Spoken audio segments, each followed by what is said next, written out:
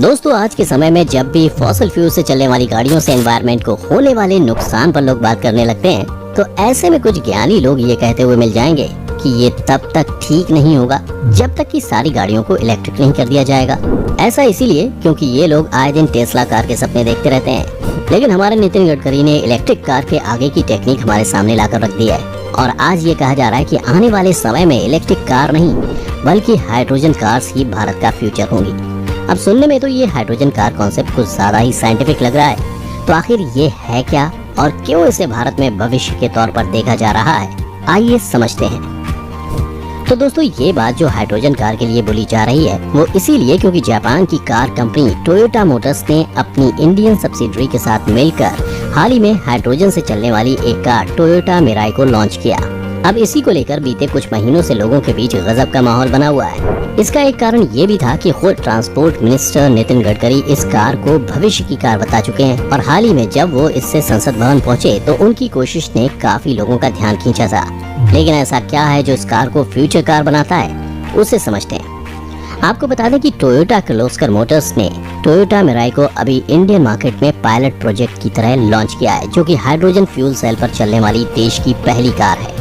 अगर इस कार को भविष्य की कार कहा जा रहा है तो इसकी एक बड़ी वजह इसका नाम ही है। दरअसल टोयोटा जापान की प्रमुख कार कंपनी है, उस कार के नाम में ही भविष्य है, क्योंकि मिराई जो कि एक जापानी शब्द है उसका मतलब ही फ्यूचर होता है। लेकिन सिर्फ यही वजह नहीं है जो इसे फ्यूचर कार बनाती हो, असल में ये इलेक्ट्रिक कार ही है, लेकिन इसे चलाने के लिए जो जरूरी इलेक्ट्रिसिटी चाहिए होती है वो इसमें लगे हाइड्रोजन फ्यूल सेल से जनरेट होती है। ये फ्यूल सेल एनवायरनमेंट में मौजूद ऑक्सीजन और इसके फ्यूल टैंक में भरे हाइड्रोजन के बीच केमिकल रिएक्शन कराकर बिजली पैदा करते हैं।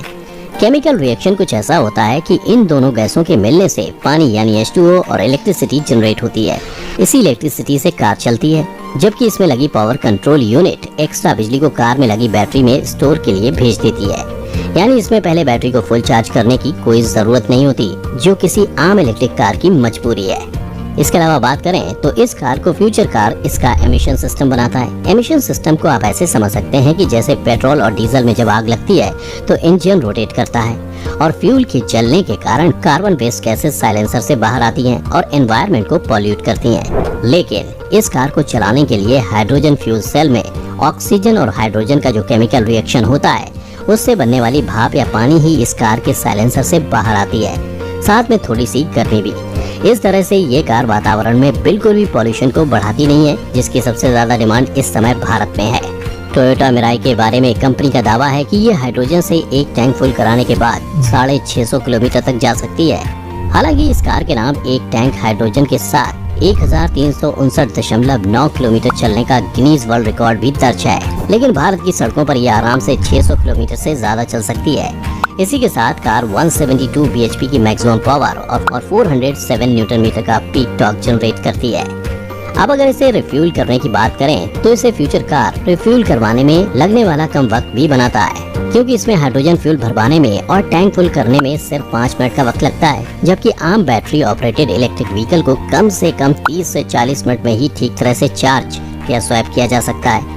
अब आपको बता दें कि इसमें हाइड्रोजन को ठीक वैसे ही भरवाया जा सकता है जैसे पेट्रोल पंप पर पेट्रोल या डीजल भरवाया जाता है। अब अगर इस कार की शुरुआत की बात करें तो टोयोटा मिराई साल 2014 से ही इंटरनेशनल मार्केट में मौजूद है और इसके 2022 मॉडल की कीमत $49,500 से शुरू होती है।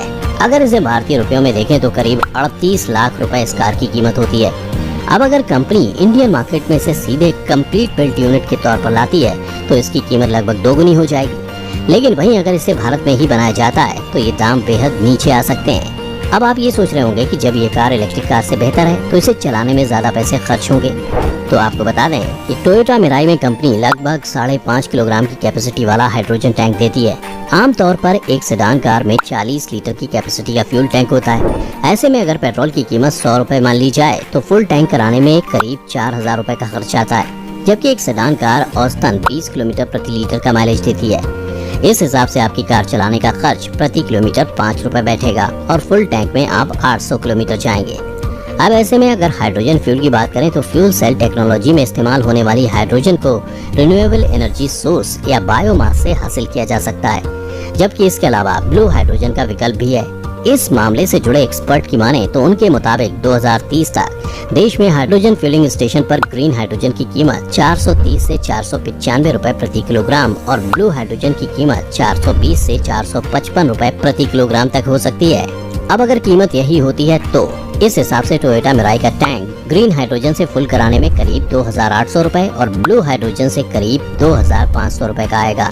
और जैसा कि हमने आपको पहले बताया था, एक बार के फुल टैंक में गाड़ी अगर 600 किलोमीटर भी जाती है तो प्रति किलोमीटर गाड़ी चलाने का खर्च 4 से 4.5 रुपए तक पड़ेगा। इस तरह ये गाड़ी चलाने में सस्ती होने के साथ साथ एनवायरनमेंट के लिए भी बढ़िया रहने वाली है। अब अगर भारत में इस कार के भविष्य की बात करें तो 2020 में प्रधानमंत्री नरेंद्र मोदी ने भी हाइड्रोजन के इस्तेमाल को बढ़ावा देने और राष्ट्रीय हाइड्रोजन एनर्जी मिशन को लॉन्च करने की बात कही थी। इसके बाद 2021-2022 के आम बजट में वित्त मंत्री निर्मला सीतारमण ने हाइड्रोजन एनर्जी मिशन को लॉन्च करने की बात कही थी, जिसके बाद देश में हाइड्रोजन को लेकर नई नई नीतियां बनाई जा रही हैं। इसके अलावा इसी साल की शुरुआत में नितिन गडकरी ने घोषणा की थी इंडियन ऑयल ग्रीन हाइड्रोजन की सप्लाई पूरी करने का काम करेगा, जिसका मकसद है देश में सस्ते हाइड्रोजन उत्पादन को बढ़ावा देना। अब अगर सरकार की ये सारी कोशिशें रंग लाती हैं और भारत में हाइड्रोजन का प्रोडक्शन बड़े पैमाने पर होता है तो भारत को पेट्रोल डीजल के साथ ही साथ इलेक्ट्रिक बैटरियों की कमी और उनके महंगे दामों से भी छुटकारा मिल जाएगा और भारत में ये एनवायरनमेंट को लेकर एक बेहतरीन कदम भी होगा। आपको क्या लगता है, क्या हाइड्रोजन कार भारत का फ्यूचर बन पाएंगी? आप अपनी राय हमें कमेंट करके बता सकते हैं। साथ ही इस वीडियो को लाइक और शेयर करना ना भूलें और चैनल को सब्सक्राइब भी कर लें।